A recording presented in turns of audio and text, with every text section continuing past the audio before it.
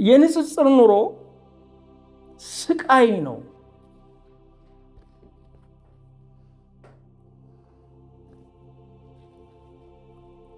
የንጽጽር ኑሮ መልካም ሲያጣ በክፉ የሚረጋጋ ነው።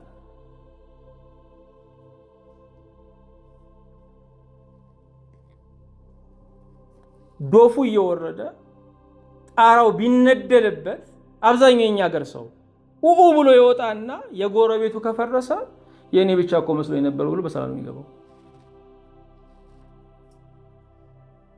የንጽጽር ኑሮ በጋራ ስቃይ መረጋጋትን ያመጣል።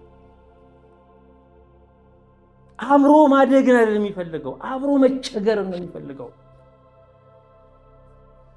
የንጽጽር ኑሮ እኔ ይድላኝ እገሌ አይድላው ነው የሚለው። እኔ ቸግሮኛል እገሌ አብሮ ይቸገር ነው የሚለው። አያችሁ፣ ችግር የጋራ ነው፣ ደስታ ግን የግል ነው።